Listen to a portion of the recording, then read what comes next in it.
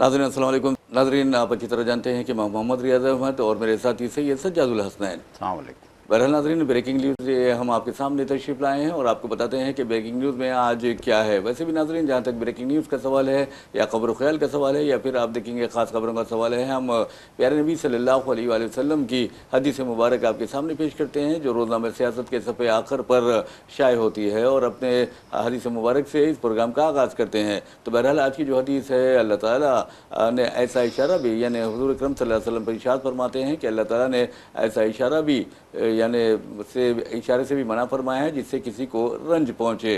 तो बहरहाल आपने देखा कि इंसानी हमदर्दी का दीन इस्लाम में किस कदर ख्याल रखा गया है। यहाँ तक कि कहा गया है कि आप ऐसा इशारा भी ना करें कि किसी के दिल को यानी तकलीफ़ हो या वो परेशान हो या उससे गम पहुँचे। तो बहरहाल नाज़रीन, आज की जो खबरें हैं यानी ब्रेकिंग न्यूज़ की जो खबरें हैं, तो आपको बता दूँ कि एक तो इंटरनेशनल लेवल पर अगर आप देखें तो ईरान और इसराइल व अमेरिका के दरमियान जो जंग जारी है वो तबाही और बर्बादी लाती जा रही है। और आपको बता दूं कि आलमी सतह पर पेट्रोल की कीमत $100 से तजावुज़ कर गई है और सबसे ज़्यादा नुकसान होने वाला है हिंदुस्तान जैसे ममालिक का। लेकिन जो खबर ब्रेकिंग न्यूज़ है वो ये है कि आयतुल्लाह अली खामिनेई की शहादत के बाद ये देखा जा रहा था कि आखिर उनका जानशीन किसे बनाया जाएगा। तो इस सिलसिले में खबर आ रही है कि आयतुल्लाह खामिनेई के जानशीन उनके अपने बेटे मुश्तबा खामिनेई होंगे। और इस सिलसिले में आपको बता दूं कि हुकूमत ईरान ने भी वफादारी का ऐलान कर दिया है और पासदारान इनकलाब से लेकर ईरानी फौज ने भी उनके साथ वफादारी का अहद किया है। अब देखना यह है कि ट्रंप, हैरत की बात यह है कि ट्रंप ने अब तक इस बारे में किसी किस्म की कोई रद्द-ए-अमल का इज़हार नहीं किया है, तबसरा नहीं किया है, तबसरे से गुरेज किया है। अब देखना है कि वो किस तरह का तबसरा करते हैं। लेकिन इसराइली वज़ीर दिफा का कहना है कि वो आयतुल्लाह खामेनेई के जो जानशीन होंगे उनको निशाना बनाते रहेगा। तो ये एक खबर है। और दूसरी खबर, जैसा कि मैंने आपको बताया कि पेट्रोल की जो क्रूड ऑयल है यानी खाम तेल की कीमतों में ज़बरदस्त इजाफा हुआ है, $100 से ज़ायद हो गया है यानी तजावुज़ कर गया है। और ये कहा जा रहा है, माहिरीन तो ये कह रहे हैं कि $150 तक भी ये जा सकता है फ़ी बैरल। तो बहरहाल इससे हिंदुस्तान जैसे ममालिक को बहुत ज़्यादा नुकसान होने वाला है। और आपको बता दूँ कि आइंदा चंद दिन में हिंदुस्तान में भी पेट्रोल और डीजल की कीमतों में ज़बरदस्त इजाफा होगा। और इस इजाफे के साथ ही आप देखेंगे कि हालात किस कदर यानी संगीन रुख इख्तियार कर सकते हैं। और मोदी जी जो बड़ी बड़ी बातें कर रहे थे उनका क्या होगा। और एक अहम बात यह है कि आप देखेंगे कि जहाँ तक पेट्रोल और डीजल की कीमतों का सवाल है, पेट्रोल और डीजल की कीमतों में इजाफे के नतीजे में यानी आलमी सतह पर इजाफे के नतीजे में हिंदुस्तान को बताया जाता है कि जो पेट्रोल तिजारती खसारा होगा वो तकरीबन $220 बिलियन का होगा। अगर 150 तक जाता है तो मैं समझता हूँ कि $320 बिलियन तक ये खसारा पहुँच जाएगा। और एक खबर ब्रेकिंग न्यूज़ में आपको बता दूं नाज़रीन के जो चीफ इलेक्शन कमिश्नर है गणेश कुमार, उनके बारे में ममता बनर्जी ने कहा है कि वो बीजेपी के साथ साठगांठ या फिर साजिश के ज़रिए ममता बनर्जी हुकूमत को हराना चाहते हैं यानी उन्हें इख्तिदार से बेदखल करना चाहते हैं और धांधलियों के ज़रिए बीजेपी को कामयाबी दिलाना चाहते हैं। तो बहरहाल वहाँ 3 दिन से बैठे रहो एहतजाज किया जा रहा है। खुद ममता बनर्जी उसमें शरीक होती हैं और गणेश कुमार के साथ साथ बीजेपी और मोदी के खिलाफ भी नारे बुलंद हो रहे हैं और कोलकाता नारों से गूंज रहा है। और कल आप देखेंगे कि एक काली मंदिर में पूजा के लिए जब गणेश कुमार पहुंचे तो वहां पर गो बैक गणेश कुमार के नारे लगाए गए और ये नारे सारे कोलकाता में गूंज रहे हैं। तो बहरहाल इस तरह की खबरें हमारे पास हैं। और एक खबर बहुत ही हमारे लिए खुशखबरी की बात है कि हिंदुस्तान ने मुसलसल दूसरी मरतबा, इससे पहले भी एक मरतबा जीता था यानी 3 मरतबा T20 वर्ल्ड कप चैंपियन होने का एजाज़ हासिल किया है। ये बहुत बड़ी बात है। सारे मुल्क में खुशियां मनाई जा रही हैं, ख़ासतौर पर दिल्ली में तो बहुत ज़्यादा खुशियां मनाई गई हैं। नाज़रीन, आप अच्छी तरह जानते हैं कि फ़ाइनल में न्यूजीलैंड को हिंदुस्तान ने तकरीबन 96 रन से हरा दिया। तो बहरहाल ये खबरें हमारे पास थी। हम चलते हैं सज्जा साहब से। सबसे पहली खबर जो है पेट्रोल और डीजल की कीमतों में इजाफे से मुताल्लिक़ होगी और जो मुश्तबा खामिनेई हैं उनको उनके वालिद का जिस तरह जानशीन बनाया गया है उस ताल्लुक से भी ये खबर होगी। जी सज्जा साहब। देखिए, पहली बात तो ये कि गुज़िश्ता रोज़ ही जो है एक धमाका आवाम में किया गया था हुकूमत की जानिब से कि जो घरेलू पकवान गैस है उसके सिलेंडर की कीमत में 60 रुपये का इजाफ़ा कर दिया जाएगा। 60 रुपये इजाफ़ा कर दिया गया। जबकि जो कमर्शियल सिलेंडर है जो होटलों में और दीगर दुकानों में इस्तेमाल होता है उसकी कीमत में 115 रुपये का इजाफा कर दिया गया। ये भारी बोझ है, आम आदमी पे भारी बोझ है। कांग्रेस और दीगर जमातों ने बड़ी सख्त जो है मजम्मत की हुकूमत की कि हुकूमत ईरान जंग के बहाने लोगों पे बोझ डालने में कभी भी जो है हिचकता नहीं है, जैसे ही बहाना चाहिए हुकूमत को। और इस दौरान में आपको ये जानकर हैरत होगी रियाज साहब कि खुर्दनी तेल की कीमत में भी 200 रुपये तक का इजाफा हुआ। अफसोस अफसोस।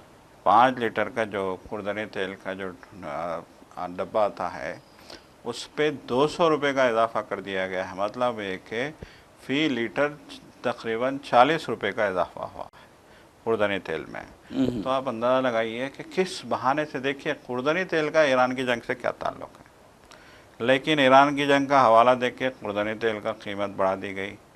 अब राशन की दुकान वालों का कहना है कि आने वाले दिनों में राशन के हर जो है चीज़ पे, अनाज पे बहुत तेज़ी से इजाफा हो सकता है। इस तरह की जो है वो जो है संकेत दे रहे हैं, इस तरह के इशारे दे रहे हैं। अब देखिए, अब बात यह है कि कल जब जो है गैस सिलेंडर की कीमत में इजाफा किया गया था तो उस वक्त हुकूमती हलकों की जानिब से ये कहा गया था कि पेट्रोल की कीमतें मुस्तहकम हैं पेट्रोल डीजल की, इसलिए हम उसमें इजाफा नहीं करेंगे। ये जो है हुकूमती हलकों की तरफ से बिलरास्त तौर पे जो है बाज़ाब्ता ऑफिशियल ने बिलरास्त तौर पे जो है न्यूज़ रिलीज़ की गई थी, बाज़ाब्ता एजेंसियों से न्यूज़ रिलीज़ की गई थी, जिसमें कहा गया था कि पेट्रोल की कीमतें मुस्तहकम हैं और मुस्तहकम रहेंगी।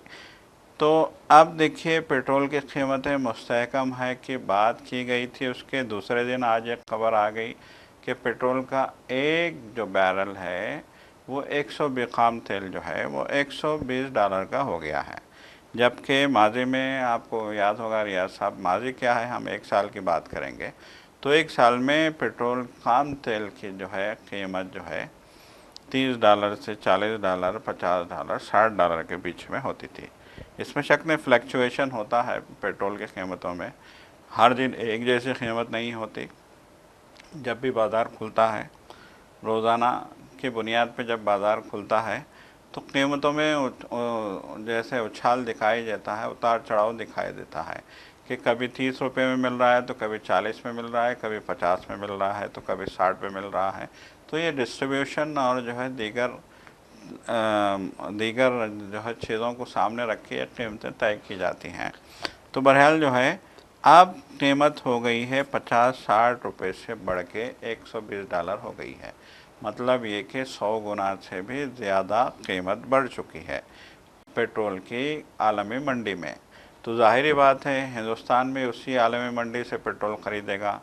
आप देखिए, यहाँ दिलचस्प बात यह है कि इससे पहले हिंदुस्तान रूस से पेट्रोल ख़रीदता था। जब यूक्रेन जंग चल रही थी तो उस वक्त रूस से ख़रीदता था तो अमेरिका ने धमकी दी थी कि रूस से तुम पेट्रोल ख़रीदोगे तो हम तुम पे जो है 100% टैरिफ लगा देंगे, 200% टैरिफ लगा देंगे। ये धमकी ट्रंप ने दी थी और इतनी धमकियां दी थी कि हिंदुस्तान को जो है रूस से पेट्रोल ख़रीदना तर्क करना पड़ा था। जबकि इससे पहले एस जयशंकर आलमी प्लेटफॉर्म्स पे पूरे ज़ोर शोर के साथ ये कहते थे कि हमें अपने मुनाफे को देखने का पूरा हक हासिल है, हमें रूस में सस्ता पेट्रोल मिल रहा है तो हम रूस ही से ख़रीदेंगे, इसके लिए कोई हम पे दबाव नहीं बना सकता। ये जयशंकर के बयान आते थे, अक़वाम मुत्तहिदा में भी उन्होंने बयान दिया, मुख्तलिफ़ आलमी प्लेटफार्म से, चाहे वो G7 का इजलास हो, चाहे G20 का जो है समिट हो, चाहे जो है कोई भी आलमी प्लेटफार्म पे इंसिस्ट करता रहा हिंदुस्तान, ज़ोर देता रहा हिंदुस्तान कि हम रूस से पेट्रोल ख़रीद रहे हैं क्योंकि हमें रूस से सस्ते दामों पेट्रोल मिल रहा है। देखिए, रूस ने भी यूक्रेन जंग के दौरान, बहरानी दौर में जब इंडिया रूस से पेट्रोल ख़रीद रहा था, तेल ख़रीद रहा था, खाम तेल ख़रीद रहा था, तो तब रूस ने कहा था कि चूँकि इस बहरान में हिंदुस्तान हमारे पास से पेट्रोल ले रहा है, खाम तेल ले रहा है, तो हम इंडिया से टैक्स नहीं लेंगे, उनको वो जो कीमत है असल कीमत पे पेट्रोल देंगे, डीजल देंगे, काम माल देंगे, असल कीमत पे देंगे, हम उनसे टैक्स नहीं लेंगे, उनको रियायती शरह पे हम जो है तेल देंगे। ये रूस ने जो है गैर सगाली का इक़दाम करते हुए इंडिया को जो है ये जो है काम माल देने का जो है फैसला किया था, और इस तरह सस्ते दामों इंडिया को पेट्रोल मिल रहा था। मतलब ये कि अगर आलमी मंडी में 30 रुपये अगर फी डॉलर पेट्रोल की कीमत होती तो इंडिया को 20 रुपये में मिलता, तो $20 में मिलता। तो ये सिचुएशन थी। तो बहुत लाखों बैरल हम 10 साल में देख रहे हैं कि इंडिया ने लाखों बैरल तेल रूस से ख़रीदा यहाँ पे, और महंगे दामों बेच के करोड़ों डॉलर कमाए हैं। इंडिया से देखिए, ताज्जुब की बात यह है कि कहा जाता है कि इंडिया से पेट्रोल नेपाल जाता था। नेपाल की पेट्रोल पंप पे जो पेट्रोल मिलता था उसकी कीमत थी 40 रुपया लीटर, जबकि इंडिया के जो पेट्रोल पंप्स हैं वहाँ पे मिलता है पेट्रोल 110 रुपया लीटर। तो बहरहाल इन 5-6 सालों में हिंदुस्तान ने सस्ता तेल खरीद के खूब पैसा कमाया है। खूब जो है सरकारी ख़जाना भरा है कि नहीं भरा है ये अलग कहानी है, लेकिन पैसा बहुत कमाया गया। हो सकता है प्राइवेट कंपनियों ने जो है लूट मार मचाई हो, इसका मुनाफा उनके जो है जेबों में गया हो। बहरहाल उस तरह की सिचुएशन हो गई थी। अब इंडिया रूस से, देखिए अमेरिका ने एहसान किया हिंदुस्तान पे, कहा कि ठीक है जंग है, ईरान ने अब नए हुर्मुज़ बंद कर दिया है, तो आप जो है 30 दिन के लिए रूस से पेट्रोल ख़रीद लें। तो हम गए पेट्रोल लेने के लिए रूस के पास, तो रूस ने कहा कि अब कंसेशन पे पेट्रोल नहीं मिलेगा, अब आलमी मंडी के रेट के मुताबिक बल्कि उससे ज़्यादा फी पैसों पे हम पेट्रोल बेचेंगे। आप पे हमारा भरोसा नहीं रहा, आपने हमारा भरोसा तोड़ा है, अब हम आपको जो है कंसेशन पे पेट्रोल नहीं दे सकते। तो उसने दो टोक जवाब दे दिया। तो जाहिर बात है अब $120 का पेट्रोल होगा तो रूस तो आपको 130-140 में बेचेगा। उसने तो साफ मना कर दिया है कंसेशन देने से। तो ये सिचुएशन जो आई है, यकीनन इस सिचुएशन का खमियाजा ऐसा मालूम होता है कि इस मुल्क के आवाम को भुगतना पड़ेगा। आपने सस्ता तेल ख़रीदा तो सरमायाकारों को फ़ायदा पहुंचाया, उनको फ़ायदा पहुंचाया जो तेल के जो है डीलर थे, जो तेल के डिस्ट्रीब्यूटर थे, जो बड़े बड़े सरमायाकार थे, उनको आपने फ़ायदा पहुंचाया। लेकिन आज जब जो है नुकसान बर्दाश्त करने की बारी आई तो वो डीलर तो गायब हो जाएंगे मंजर से नुकसान के लिए, फिर आवाम की जेब पे भारी बोझ डाला जाएगा। तो ये की जा रही है कि जो है पेट्रोल 120 से 130, 140 रुपया फी लीटर तक जा सकता है। इस तरह के अंदेशे ज़ाहिर किए जा रहे हैं। तो बहरहाल अब देखने वाली बात यह है कि हमारी हुकूमत, मोदी सरकार जो है इस सिचुएशन को टैकल करने में क्या जो है हिकमत अमली इख्तियार करती है, ये देखने वाली बात होगी। बहरहाल नाज़रीन, आपको बता दूं कि जहाँ तक सज्जाद साहब ने कहा है कि पेट्रोल की कीमत से या पेट्रोलियम मसनूआत की कीमत से आवाम को ज़बरदस्त यानी बोझ पड़ेगा और वज़ीर-ए-आज़म नरेंद्र मोदी की हुकूमत का कुछ होने वाला नहीं है। और दूसरी बात आप देखेंगे कि आलमी सतह पर अगर पेट्रोल की कीमतों में इजाफा हुआ है, यानी क्रूड ऑयल की कीमतों में 120 तक यानी $107 से लेकर 120 तक इजाफा हुआ है, तो इसका मतलब ये हुआ है कि ठीक है आप पेट्रोल और डीजल की कीमतों में इजाफा करेंगे, लेकिन खुर्दुनी जो तेल है उसकी कीमत में इजाफा क्यों किया गया है, ये सोचने वाली बात है। और 5 लीटर का जो तेल का डब्बा होता है उस वक्त 200 रुपये बढ़ा दिए गए हैं। तो ये तो आवाम पर, मैं समझता हूँ कि आवाम के साथ नाइंसाफ़ी, आवाम पर बोझ डालने के मुतरादिफ है। लेकिन जहाँ तक हिंदुस्तानी मार्केट का सवाल है, आप देखेंगे कि ये ईरान और इसराइल व अमेरिका की जंग के नतीजे में अमेरिका और इसराइल ने जिस तरह ईरान पर हमला किया, उसके बाद आपने हुर्मुज़ बंद करने का ईरान ने ऐलान किया और कहा कि अगर तुम एक बूंद भी तेल ले जाकर देखो तो हम तुम्हें देख लेंगे। तो उसके बाद अमेरिका का डर और खौफ देखिए कि किस तरह के हालात पैदा हो गए हैं और पेट्रोल और डीजल की कीमतों में आलमी सतह पर ज़बरदस्त इजाफा हुआ है। और दुनिया में सबसे ज़्यादा पेट्रोल अगर किसी के पास है तो अमेरिका में है, और उसके बावजूद भी वो जिस तरह के इक़दाम कर रहा है वो तबाही और बर्बादी लाने के मुतरादिफ है।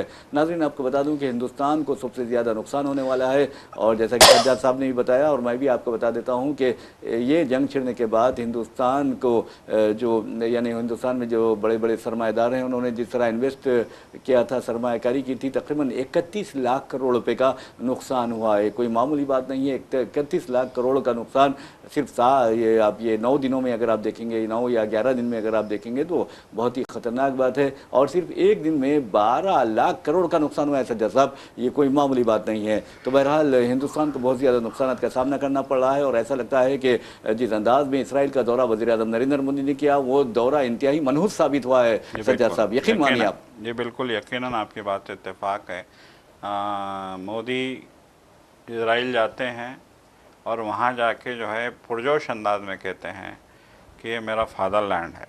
अजीब और गरीब है, आज तक में किसी ने ये टर्मिनोलॉजी इस्तेमाल नहीं, कॉइनिंग ऑफ वर्ड्स जो होते हैं, जी ये मोदी जी बिल्कुल। को क्या हो गया है समझ नहीं आता। जी ये बिल्कुल। मदरलैंड है, वो फादरलैंड है, वो अंकल लैंड है, वो आंटी लैंड है, ये क्या है भाई?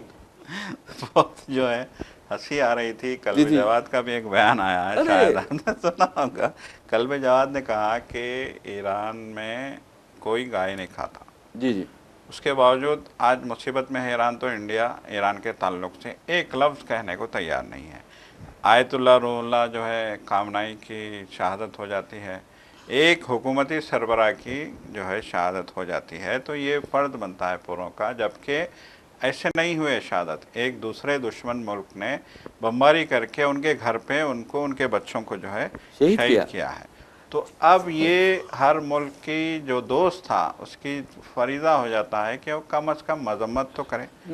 कम अज़ कम जो है, आपकी हिम्मत नहीं है आप रोक सकें इजराइल को जंग करने से, तो कम अज़ कम मजम्मत तो करो। अरे लेकिन श्रीलंका कर रहा है मजम्मत। बिल्कुल मजम्मत करने की भी औकात नहीं है, इतनी तो जो है हम डरे हुए हैं। ये बहुत अफसोसनाक जो है पहलू हो गया है। तो उन्होंने यही कहा कि कैसे लोग हैं, इजराइल जो है वहाँ पे बहुत ज़्यादा जो है गाय खाई जाती है और वहाँ जाके कह रहे हैं कि ये मेरा फादरलैंड है, और ईरान जहाँ गाय नहीं खाई जाती उसके साथ ये खड़े होने को तैयार नहीं है। कैसे लोग हैं ये, क्या इनका जो है नज़रिया है, क्या इनका जो है सोच है, क्या इनका जो है मामला है, समझ में नहीं आता। तो यकीनन ये तो सोचने वाली बात है जी जी जी। कि इस तरह की जो है अगर आप हुकूमत चलाने की कोशिश करेंगे, देखिए ज़बरदस्ती आपने जो है इजराइल को दोस्त बनाया, इससे कोई फ़ायदा नहीं है। आप देखिए, अब आपने कहा कि 90 लाख करोड़ रुपए का जो है नुकसान हो रहा है, तो 31 लाख अंदाज़ा, करोड़ का नुकसान हुआ है। ये फिर क्या मजाक इसराइल की भरपाई बात है। करेगा? अमेरिका भरपाई करेगा? बिल्कुल, इसराइल तो आपकी गर्दन पे पैर रख के जो है आपको मकरूज बना देगा। वो तो अरे आपको अंदाजा सूदखोरी नहीं में आ गए है, भाई वो। बिल्कुल आपको अंदाजा नहीं है कि वो जो है सूदखोर है, और सूदखोर का जो है पुरानी कहानी है। इसराइल की हमने बचपन में पढ़ी थी किताबों में, आपने भी पढ़ी होगी रियाज साहब, जी हाँ और वो जो बीजेपी के लीडरान हैं, वो जो हुकूमत में बैठे हैं, वो भी पढ़े होंगे वो जी हाँ जी हाँ कहानी, जी हाँ। कि कैसे जो है वहाँ सूद वसूल करने के जो है तरीके राइज हैं, कैसे जो है गोश्त निकाल जालिमाना, लेते हैं। बिल्कुल कैसे जालिमाना तरीके उनके राइज हैं। तो सब कुछ जानते बूझते आप उनकी गोद में जाके बैठ रहे हैं, हो सकता है। देखिए, आज सवाल कर रही थी, कांग्रेस की तर्जुमान है श्रीनेत, अच्छा श्रीनाथ है जी। श्रीनेत जो तर्जुमान है, वो सवाल कर रहे थे कि आखिर क्या मजबूरी है कि आपने मुंह में दही जमा लिया है। जी हाँ जी हाँ। इजराइल और यानी खामोशी अमेरिका, इख्तियार की। बिल्कुल इजराइल और अमेरिका इतना जो है आपको जलील कर रहा है, ख्वार कर रहा है, उसके बावजूद आप बोलने को तैयार नहीं हैं, आपने टेप लगा लिए हैं। आखिर ऐसी क्या मजबूरी है, आखिर ऐसा क्या दबाव है, वो क्या राज है? उन्होंने सवाल किया है कि राज क्या है वो, कि आप इतने डरे हुए हो, इतने खौफजदा हो, आप उनके खिलाफ एक लफ्ज़ बोलने को तैयार नहीं हो, और वो आप पे वार किए जा रहा है। आप पे जो है टैरिफ भी लगाता है, आप पे टैक्सेस भी लगाता है, आपको धमकियां भी देता है, आपको जो है जो चाहे वो मर्जी हो आपके साथ कर रहा है, और आप उसके खिलाफ एक लफ्ज़ तक बोलने की आपकी हिम्मत नहीं है। तो क्या राज है? तो यकीनन ये क्या राज है, ये मोदी जानते होंगे और बीजेपी जानती होगी। जी बिल्कुल, आपने सही कहा। बहरहाल नाज़रीन, जी आपको बता दूं कि जहाँ तक खबरों का सवाल है, ईरान ने ऐलान कर दिया है कि उसने कम से कम 24 घंटों के दौरान 200 अमेरिकी सिपाहियों को मौत के घाट उतार दिया है। और ये भी कहा जा रहा है कि कई अली लारिजानी के हवाले से खबर आई है सज्जा साहब कि कई अमेरिकी जो सिपाही हैं उनको यरगमाल भी बना लिया गया है, उन्हें पकड़ लिया गया है, उन्हें अपने कब्जे में ले लिया गया है। तो बहरहाल ईरान में अगर इस तरह के हालात पैदा होते हैं तो यकीन मानिए कि जो मुखबिर होते हैं, यानी जो यानी जासूस होते हैं, उनकी तो हालत बहुत ज़्यादा ख़राब होने वाली है।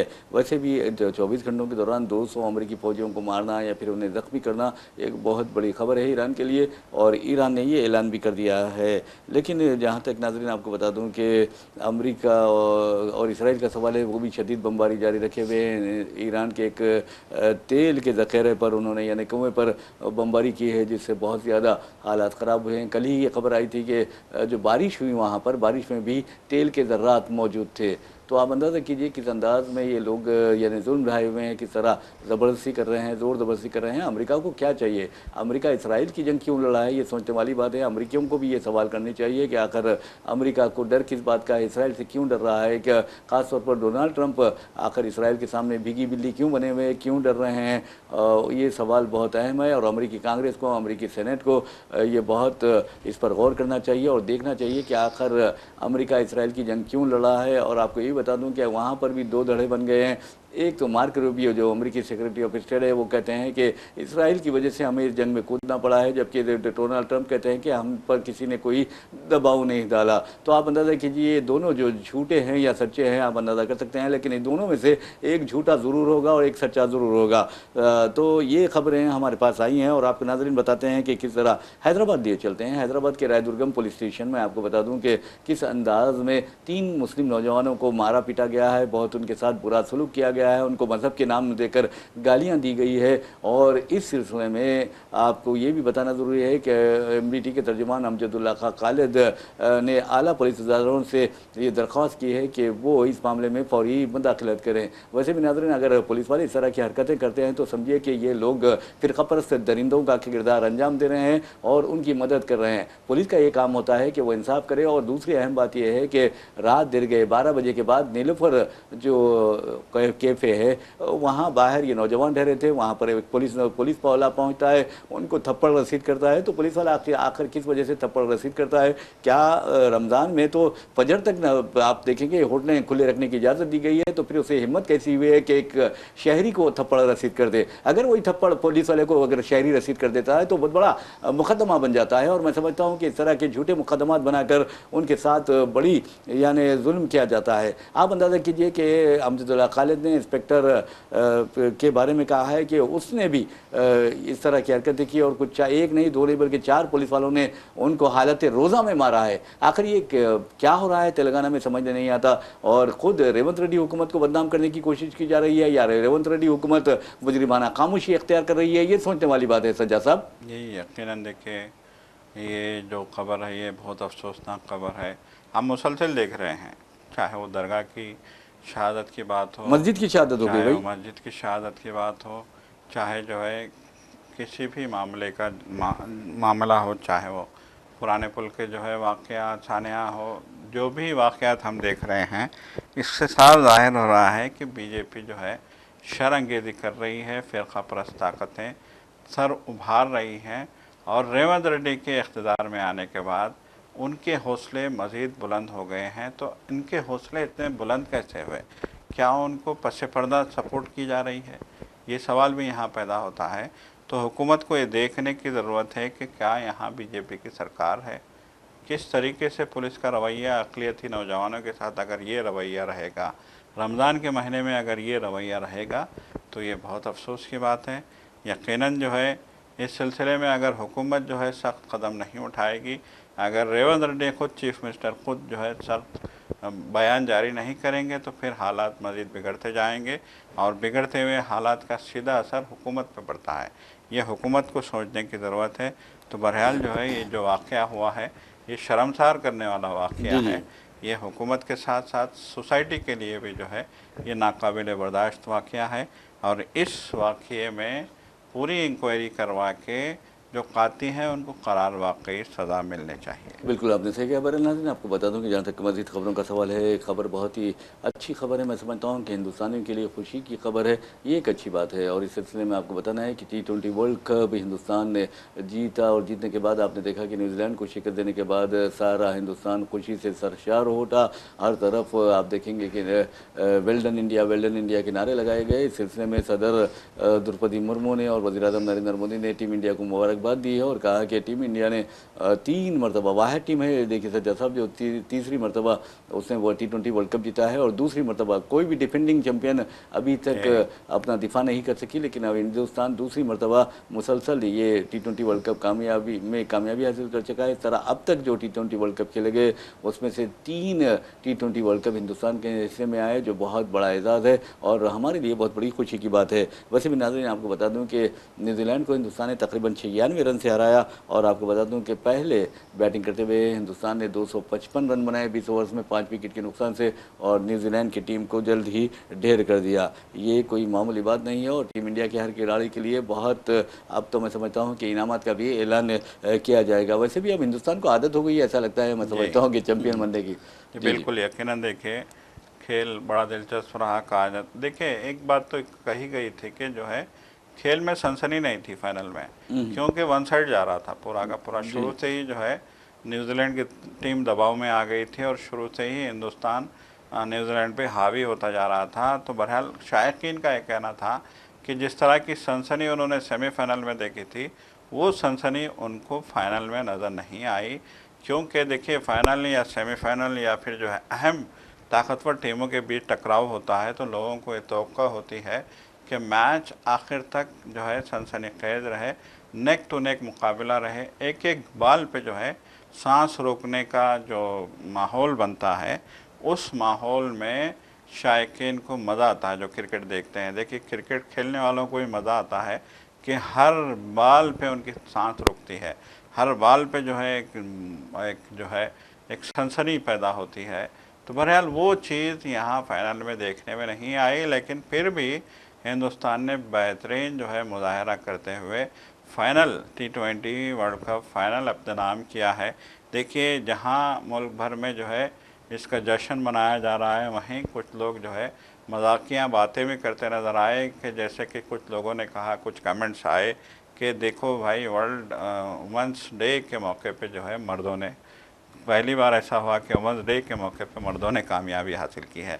तो इस तरह की जो है मज़ाहिया कमेंट्स भी देखने में मिले। बहरहाल मैच बड़ा दिलचस्प था, मैच बड़ा ज़बरदस्त था और हिंदुस्तान ने एक बार फिर कामयाबी हासिल करके मुल्क का नाम रोशन किया है। और अब देखेंगे, जहाँ तक मुल्क का नाम रोशन करने का सवाल है, मुल्क का नाम रोशन तो टीम इंडिया कर रही है, लेकिन मुल्क का नाम डुबा रहे हैं वज़ीर-ए-आज़म नरेंद्र मोदी। ये मैं नहीं कर रहा हूँ, बल्कि कांग्रेस कह रही है। और आपको ये भी बताना ज़रूरी है कि वज़ीर-ए-आज़म नरेंद्र मोदी के बारे में ये कहा जा रहा है कि उनकी जो फॉरेन पॉलिसी है या खारजा पॉलिसी है, वो बुरी तरह नाकाम हो गई है। आलमी सतह पर वज़ीर-ए-आज़म नरेंद्र मोदी ने हिंदुस्तान को शर्मसार करके रख दिया है और उसकी छवि मुतासिर कर दी है।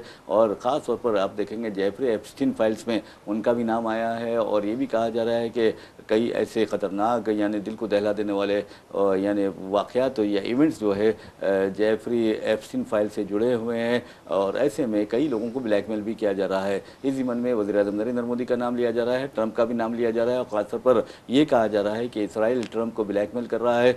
और एक अहम बात नाज़रीन आपको ये बताना ज़रूरी है, आप ये जंग जो ईरान के साथ अमेरिका और इसराइल की जारी है, आप ज़रा गौर कीजिए। वेनेज़ुएला के बारे में अगर आप गौर करेंगे तो आप अंदाज़ा कीजिए कि ह्यूगो चावेज़ के दौर से ही अमेरिका उनका दुश्मन बना हुआ है, लेकिन उसकी हिम्मत नहीं थी कि वो उस पर हमला करे। लेकिन आपने देखा कि किस तरह मादुरो जो प्रेसिडेंट है थे वहाँ के वेनेज़ुएला के, वो यानी अमेरिकी स्पेशल फोर्सेस वहाँ उतरती है, उनका अगवा करती है, उनकी बीवी का अगवा करती है। और ऐसे वक्त जबकि वो महव क़ाब थे तो बहरहाल उनका अगवा किया जाता है, उन्हें अमेरिका मुंतकिल कर दिया जाता है। फिर आप देखें कि वेनेज़ुएला का जो तेल है अब अमेरिका के कब्ज़े में आ चुका है।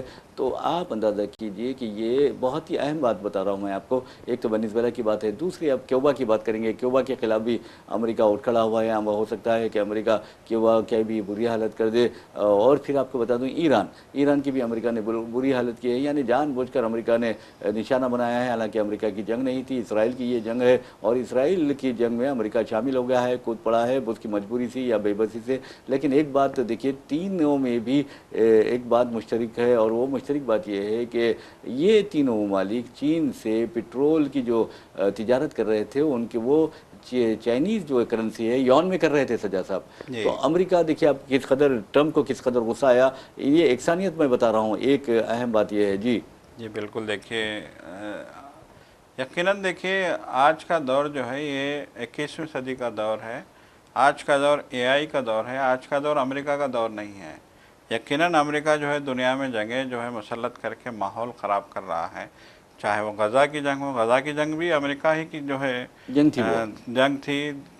एक ही दिन में अमेरिका ने अपना सबसे ताकतवर बहरी बेड़ा इज़राइल के जो है साहिल पे पहुंचा दिया था। जब गज़ा के हमास ने किडनैप किया था इज़राइल के शहरियों को, तो एक ही दिन में उसने जो है अपना बहरी बेड़ा पहुंचा दिया था।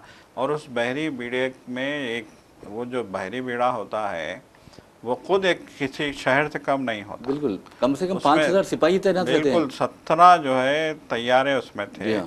मामूली बात नहीं है 17 तैयारों का जहाज़ पे मौजूद होना और उसी जहाज़ से उड़ान भरना।